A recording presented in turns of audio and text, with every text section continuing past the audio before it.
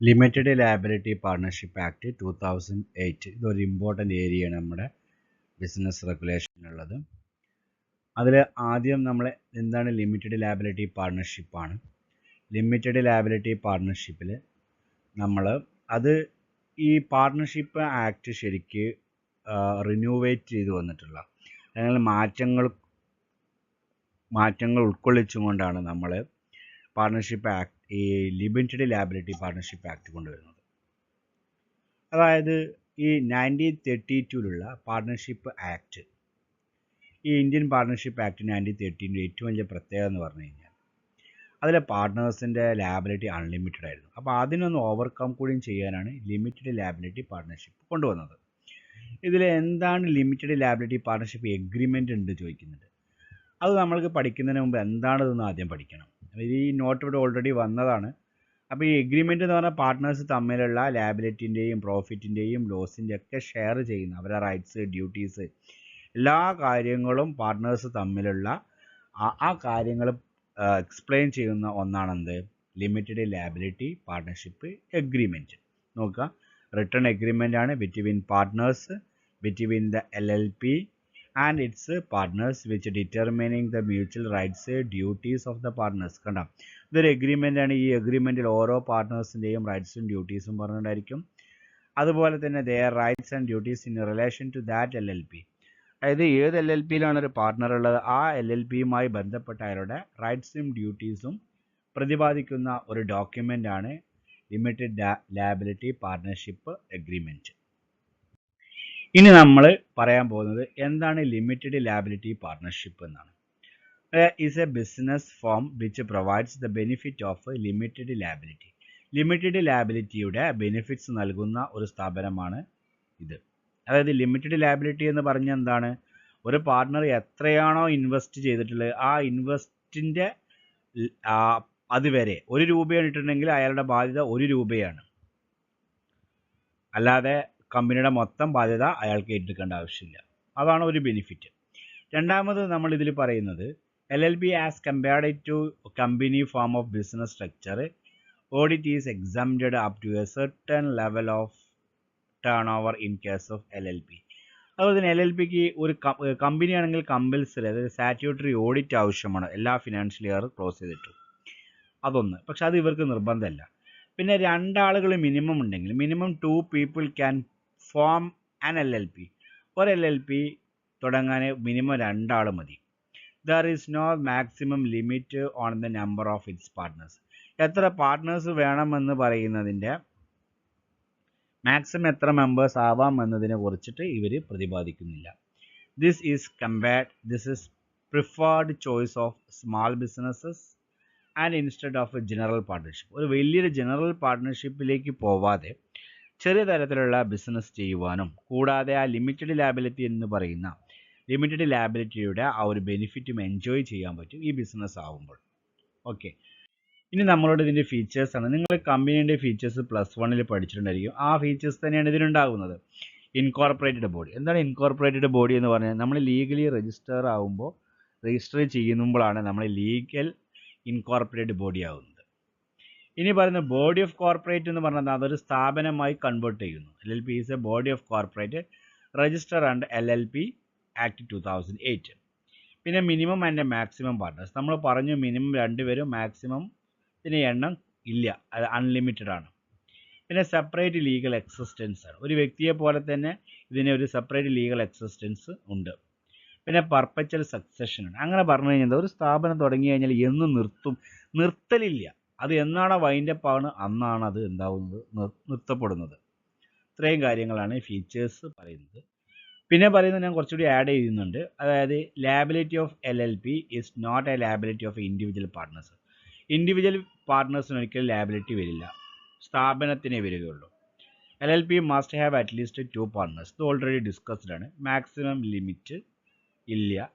പിന്നെ any individual or body corporate may be a partner in LLP. ഒരു ഇൻഡിവിജ്വലിനോ അല്ലെങ്കിൽ വേറെ സ്ഥാപനത്തിനോ എന്തായി മാറാം, ഒരു പാർട്ട്ണറായിട്ട് മാറാം.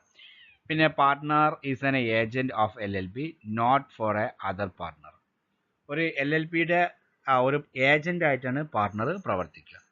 പിന്നെ ministry of corporate affairs is administrating authority. അപ്പോൾ ഇവരെ സുപ്രീം അതോറിറ്റി എന്ന് പറയുന്നത് മിനിസ്ട്രി ഓഫ് കോർപ്പറേറ്റ് അഫയേഴ്സ്. ഇത്രയും കാര്യങ്ങളാണ് കുറച്ച് ഫീച്ചേഴ്സ്. ഓൾറെഡി ഡിസ്കസ്ഡ് ആണ്, ഇല്ലാത്ത പോയിന്റ് മാത്രങ്ങൾ നോട്ട് ചെയ്താൽ മതി. പിന്നെ പറയുന്നൊരു ഏരിയ എന്ന് പറയുന്നത് നമ്മളൊരു കമ്പാരിസൺ ആണ് നടത്തുന്നത്. അതായത് പാർട്ണർഷിപ്പും കമ്പനിയും LLPയും. നമുക്കറിയാം പ്രിവെയിലിംഗ് ലോ, ഈ പാർട്ണർഷിപ്പിനെ റൂൾ ചെയ്യുന്നത് 1932 ലോ ആണ്. കമ്പനി അതായത് 1956 ആണ്. ഇപ്പോൾ നമ്മൾ 2013 ആണ് തോന്നുന്നു പുതിയത് അമെൻമെൻറ്റഡ് ലോ. LLP 2008 ലോ പ്രകാരമാണ്. പിന്നെ രജിസ്ട്രേഷന് പാർട്ണർഷിപ്പ് രജിസ്റ്റർ ചെയ്യണമെന്നൊരു നിർബന്ധമില്ല. രജിസ്ട്രേഷൻ ഈസ് ഓപ്ഷണലാണ്. എന്നാൽ രജിസ്ട്രേഷൻ വിത്ത് ROC എന്താണ് രജിസ്ട്രാർ ഓഫ് കമ്പനി അത് ചെയ്യണം. എന്നാൽ LLPയും രജിസ്ട്രേഷൻ കമ്പൽസറിയാണ്. Registration with registrar of LLP. ഇനി ഫോർമാലിറ്റീസ് ഓഫ് ഇൻകോർപ്പറേഷൻ, അതായത് എന്തെല്ലാം ഫോർമാലിറ്റീസ് ആണ് അത് രജിസ്റ്റർ ചെയ്യാനുള്ളതാണ്. Partnership deed is filed with registrar of firms with request fee. അതായത് ഫീ കൊടുത്തിട്ട് നമ്മൾ പാർട്ണർഷിപ്പ് ഡീഡ് രജിസ്റ്റർ ചെയ്യണം. ഇതിൽ ഏറ്റവും വലിയ ഇമ്പോർട്ടൻ്റ് ഡോക്യുമെൻ്റ് ആണ് MOA. നിങ്ങൾ കേട്ടോ MOA, അതായത് മെമ്മോറാണ്ടം ഓഫ് അസോസിയേഷൻ. അതുപോലെ തന്നെ articles of association are filed with ROC with prescribed fees. ഒരു പ്രിസ്ക്രൈബ്ഡ് ഫീസിൽ ഈ രണ്ട് കാര്യങ്ങളും അവർക്ക് വിശദീകരിക്കും. എന്താണെങ്കിൽ മെമ്മോറാണ്ടം ഓഫ് അസോസിയേഷനും ആർട്ടിക്കിൾസ് ഓഫ് അസോസിയേഷൻ നിങ്ങൾക്കറിയാം. മെമ്മോറാണ്ടം അസോസിയേഷൻ എന്ന് പറഞ്ഞാൽ 5 or 6 ക്ലോസുകൾ ഉണ്ടാകും. Name clause, object clause, capital clause, liability clause, domicile clause, ഇങ്ങനെ കുറേ പറഞ്ഞൊരു ക്ലോസുകളാണ്. എന്നാൽ ആർട്ടിക്കിൾസ് ഓഫ് അസോസിയേഷൻ എന്ന് പറഞ്ഞാൽ day to day management or administration of a കമ്പനിയാണ്. ഇതൊക്കെ നിങ്ങൾ കഴിഞ്ഞ ക്ലാസ്സുകളിൽ പഠിച്ചതാണ് +1. LLPയിൽ ഒരു എഗ്രിമെൻ്റ് ഉണ്ടാകുക. അതാണ് നമ്മൾ ഇത് തുടങ്ങുന്നതിന് PPT തുടങ്ങുന്നതിന് മുമ്പ് നമ്മൾ പറയാം. LLP agreement are filed with registrar with the prescribed fee. ഇവിടെ ഒരു ഫിൽഡ് വിത്ത് ആണ്, ഇത് ഫയൽഡ് ആണ്. ശരിക്കും ഇത് യഥാർത്ഥത്തിൽ ഫയൽഡ് ആണ്, ഫിൽഡ് അല്ല. ഫയൽ ചെയ്യുക, നമ്മൾ ആ പറഞ്ഞ രീതിയിൽ ഫയൽ ചെയ്യുക ആ ഫോമാണ് കേട്ടോ. ഞാൻ ആദ്യം വായിച്ച് ഫിൽഡ് ആണ്, ഇതിൽ ഫിൽഡ് എന്നാണ് ഒരു L കൂടിയിട്ടുണ്ട്. ശരിക്കും അത് ഫയൽഡ് ആണ് കേട്ടോ. നിങ്ങൾ ഫയൽഡ് ആക്കുക, ഒരു L ഒഴിവാക്കിയിട്ട് എഴുതുക. പിന്നെ പറഞ്ഞ നെയിം ഓഫ് എൻറ്റിറ്റിയാണ്, ഇതിൻ്റെ പേരാണ്. Any name as per the choice, നമ്മൾ ഇഷ്ടപ്രകാരം ഏത് പേരിടാം. പക്ഷേ ഇവിടെ പ്രത്യേകത ഉണ്ട്, contain limited or private limited as case. അതായത് നമുക്കറിയാം ഒരു കമ്പനി രണ്ട് രീതിയിൽ ഫോം ചെയ്യുക. പ്രധാനമായിട്ടും ലിമിറ്റഡ് ലാബിലിറ്റി ഉണ്ട്, പബ്ലിക് ലിമിറ്റഡ് ഉണ്ട്, പ്രൈവറ്റ് ലിമിറ്റഡ് ഉണ്ട്.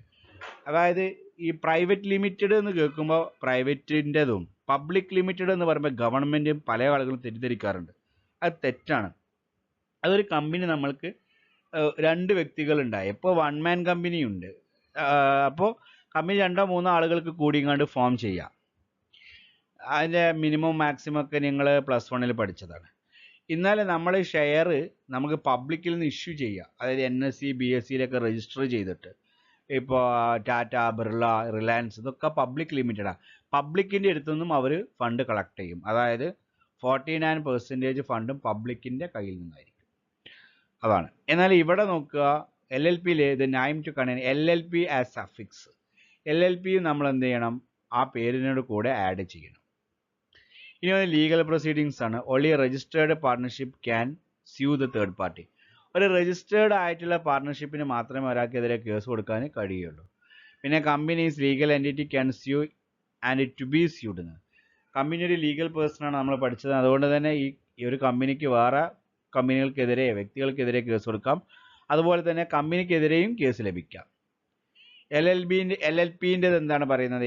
LLP is A legal entity can sue and B SUD. ആ കമ്പനി അതുപോലെ തന്നെയാണ്. ഒരു LLPക്ക് കേസ് കൊടുക്കാം, അതുപോലെ തന്നെ കേസ് നേരിടുകയും ചെയ്യാം.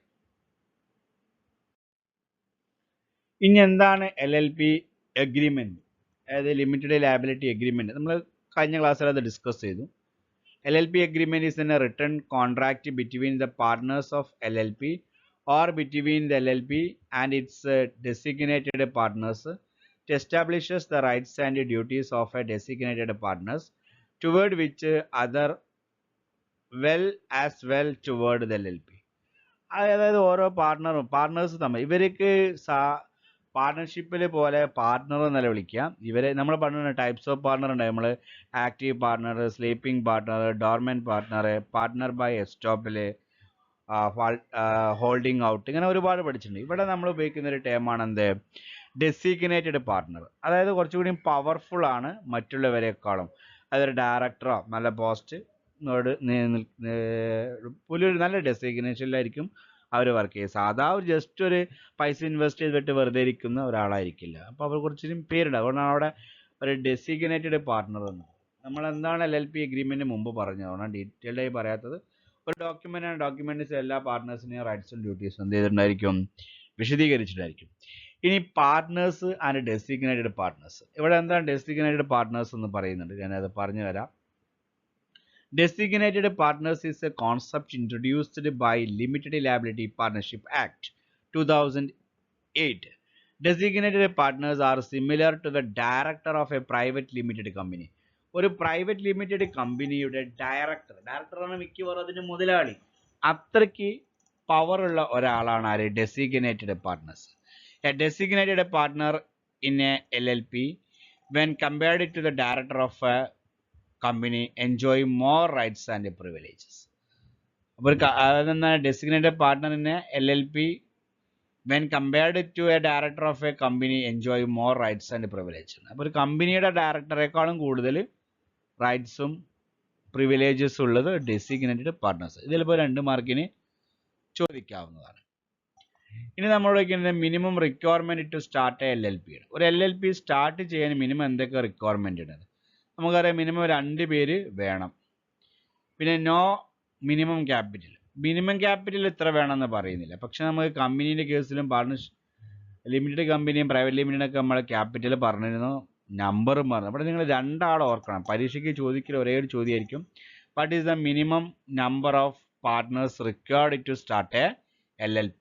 നിങ്ങൾക്ക് 1 മാർക്ക് ക്വസ്റ്റ്യൻ 1 വേർഡ് ഇല്ലാത്തതുകൊണ്ട് ചോദ്യം ഉണ്ടാവില്ല. അല്ലെങ്കിൽ മാക്സിമം നമ്പർ. മാക്സിമം എന്ന് പറഞ്ഞു കഴിഞ്ഞാൽ ദർ ഇസ് നോ ലിമിറ്റ് ആണ്. പിന്നെ പറയുന്നത് resident person requirement. Resident person ആവശ്യമാണ്. യുണീക്ക് നെയിം, നല്ലൊരു പേര്, മറ്റുള്ളവരായിട്ട് സിമിലാരിറ്റി ഇല്ലാത്തൊരു യുണീക്ക് പേരും ഉണ്ടായിരിക്കണം. ഇനി പറഞ്ഞ് എന്തെല്ലാം ഡോക്യുമെൻസുകളാണ് ആവശ്യം എന്നാണ്. The document required for LLP registration. ഒന്ന് latest passport size photograph of all partners. എത്ര പാർട്ട്നേഴ്സ് ഉണ്ട് അവരെല്ലാവരും ലേറ്റസ്റ്റ് ആയിട്ടുള്ള ഒരു പാസ്പോർട്ട് സൈസ് ഫോട്ടോഗ്രാഫ് വേണം. പിന്നെ അവരുടെ പാൻ കാർഡ് വേണം, അതായത് permanent account number. Okay, of all members എന്നാണ് പറയുന്നത്. മിനിമം 2 ആളെങ്കിലും നിർബന്ധം വേണം. അതുപോലെ തന്നെ ഐഡൻറ്റിറ്റി കാർഡ് അല്ലെങ്കിൽ identity proof of each member. എല്ലാ മെമ്പറുടെയും ഐഡൻറ്റിറ്റി പ്രൂഫ് വേണം. അതിന് ആധാർ കാർഡ് ഉപയോഗിക്കുക, പാസ്പോർട്ട് ഉപയോഗിക്കുക, ലൈസൻസ് ഉപയോഗിക്കുക, അതുപോലെ തന്നെ വോട്ടർ ID കാർഡ് ഉപയോഗിക്കുക.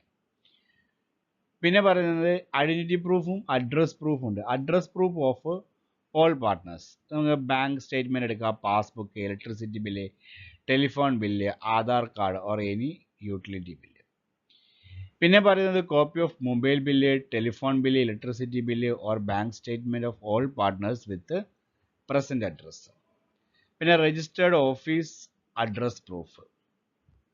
പിന്നെ stamp paper for LLP agreement of a state where LLP is to be incorporated. അതായത് സ്റ്റാമ്പ് പേപ്പർ ഈ എഗ്രിമെൻ്റ് എഴുതിയിരിക്കണം. പിന്നെ പറയുന്നത് document must be self attested. വെക്കുന്ന എല്ലാ ഡോക്യുമെൻറ്റും സെൽഫ് അറ്റസ്റ്റഡ് ആയിരിക്കണം. ഇനി അഡ്വാൻറ്റേജസുകളാണ്. എന്തെല്ലാം അഡ്വാൻറ്റേജസ് ഉണ്ട് ഒരു LLPൻ്റെ? ലിമിറ്റഡ് ലാബിലിറ്റിയാണ്. ആദ്യത്തെ അൺലിമിറ്റഡ് ലാബിലിറ്റി ആയിരുന്നു പാർട്ണർഷിപ്പിൽ. രണ്ടാമത് സെപ്പറേറ്റ് ലീഗൽ എൻറ്റിറ്റി ഉണ്ട്, അതായത് കേസ് കൊടുക്കാനും അതുപോലെ തന്നെ ഇവർക്ക് കേസ് എതിരെ കിട്ടാനും ചാൻസ് ഉണ്ട്. പിന്നെ പറയുന്നത് കണ്ടിന്യൂറ്റി ഓഫ് എക്സിസ്റ്റൻസ് ഓഫ് LLPന്. ഇതിൻ്റെ എക്സിസ്റ്റൻസ് എന്ന് പറയുന്നത് ഈ കമ്പനി ഇതുവരെ ഓടുന്നു അതുവരെ കമ്പനിക്ക് ഓടാം. പിന്നെ പറയുന്നത് മിനിമം റെഗുലേറ്ററി കോംപ്ലിയൻസ് ഉണ്ട്. പിന്നെ പ്രോപ്പർട്ടി ഓണർഷിപ്പ് ഉണ്ട്. സ്വന്തം പേരിൽ, അതായത് LLPയുടെ പേരിൽ പ്രോപ്പർട്ടി വാങ്ങാം, അത് ഉപയോഗപ്പെടുത്താം. പിന്നെ ഏറ്റവും വലിയ പ്രത്യേകത, ഒരു ഓഡിറ്റ് ഇല്ല എന്നാണ് LLPയുടെ ഏറ്റവും വലിയ പ്രത്യേകത. പിന്നെ ട്രാൻസ്ഫറബിലിറ്റി ഓഫ് ഓണർഷിപ്പ് ഒരു ഡെസിഗ്നേറ്റഡ് പാർട്ണർക്ക് വേറെ ഡെസിഗ്നേറ്റഡ് പാർട്ണർക്ക് കൈമാറാവുന്നതാണ്. പിന്നെ ടാക്സേഷൻ ആണ്. Both partners and LLP can give the loan to each other. There is no dividend tax in case of LLP. LLPയുടെ ഡിവിഡൻഡ് ടാക്സ് ഇല്ല. ഇത്രയും കാര്യങ്ങൾ ഇത് 2 പ്രാവശ്യം നിങ്ങൾ കാണുക. ഇതോടുകൂടി നമ്മളുടെ ലോ എന്ന് പറയുന്ന അധ്യായം, ലോ എന്ന് പറയുന്ന ബുക്ക് തീർന്നു. ഇനി നിങ്ങൾക്ക് റിവിഷൻ നടത്താം. പരീക്ഷയ്ക്ക് നന്നായിട്ട് പഠിക്കുക. എല്ലാവരും പാസ്സാവണം. ഇന്റേണൽ എക്സാമിനേഷൻ ലോയുമായി ബന്ധപ്പെട്ടുണ്ടാവും. പ്രസൻറ്റേഷൻ ഉണ്ടായിരിക്കും. Assignment I think already I given it to. അപ്പോൾ എല്ലാവരും നന്നായിട്ട് പഠിക്കുക. റിപ്പീറ്റേഷൻ 2-3 ടൈം ചെയ്യുക. ലോയാണ്. ഒരേ സമയത്ത് ഇതിൻ്റെ ആ ഒരു ലോജിക്ക് മനസ്സിലാകാഞ്ഞാൽ തോൽക്കുവാൻ നല്ല ചാൻസ് ഉള്ളൊരു പേപ്പറാണ്. ലോജിക്ക് മനസ്സിലായാലോ നല്ല രീതിയിൽ പാസ്സാകാനും ചാൻസ് ഉള്ളൊരു പേപ്പറാണത്. അപ്പോൾ എൻ്റെ ലോയിൽ ആരും അധികം തോൽക്കാറില്ല. ഒന്നാമത് നമുക്ക് ഓൺലൈൻ ക്ലാസ് ആയിട്ടാണ്. നമ്മൾക്കത് നേരിട്ടുള്ള ഒരു ഇൻട്രാക്റ്റീവ് ക്ലാസ് ആകുമ്പോൾ നമുക്കിത് കൂടുതൽ എനിക്ക് വിശദീകരിച്ച് പറയാൻ പറ്റും. അപ്പോൾ നിങ്ങളെ മനസ്സിൽ ഇത് ശരിക്കും പതിയും. By the grace of God, ദൈവത്തിൻ്റെ അനുഗ്രഹത്തിൽ അങ്ങനെ ചാൻസ് കിട്ടുകയാണെങ്കിൽ ഒരു ഒറ്റയടിക്ക് എല്ലാം നമുക്കൊന്ന് എന്ത് ചെയ്യുക, ഒന്ന് റിവിഷൻ നടത്താം. ഓക്കെ, അപ്പോൾ എല്ലാവരും കാണുക, എല്ലാവരും നോട്ട് ചെയ്യുക, സബ്മിറ്റ് ചെയ്യുക. Okay, thank you very much.